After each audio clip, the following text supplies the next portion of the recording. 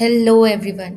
आज के इस वीडियो में हम क्लास 12 हिंदी आरो अध्याय 5 काव्य खंड उषा कविता के बारे में पढ़ने वाले हैं। उषा कविता के कवि शमशेर बहादुर सिंह जी हैं। इस कविता में कवि ने सूर्योदय से ठीक पहले आकाश में होने वाले परिवर्तनों को सुंदर शब्दों में लिखा है। कवि ने नए बिंब, उपमान और प्रतीकों का उपयोग किया है। कवि कहता है कि प्रातःकालीन अर्थात सुबह सूर्योदय से पहले के समय का आकाश बहुत गहरा नीला दिखाई दे रहा है, जो कवि को किसी नीले शंख के समान प्रतीत हो रहा है। कहने का आशय यह है कि कवि को सूर्योदय से पहले का आकाश किसी नीले शंख के समान पवित्र और सुंदर दिखाई दे रहा है।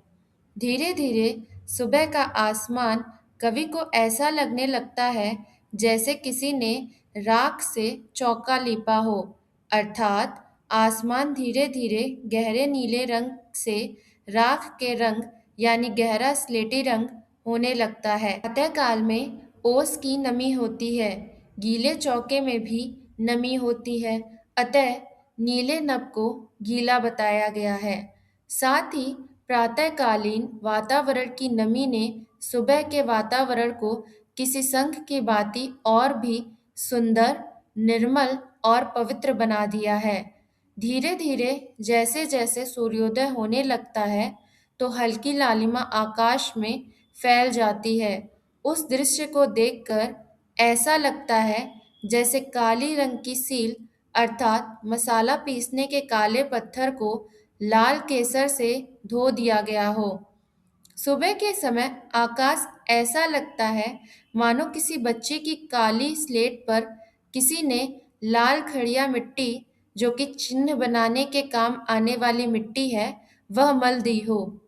सूरज की किरणें सूर्योदय के समय ऐसे प्रतीत हो रही हैं जैसे किसी युवती की सुंदर काया अर्थात शरीर साफ नीले जल में झिलमिला रहा हो।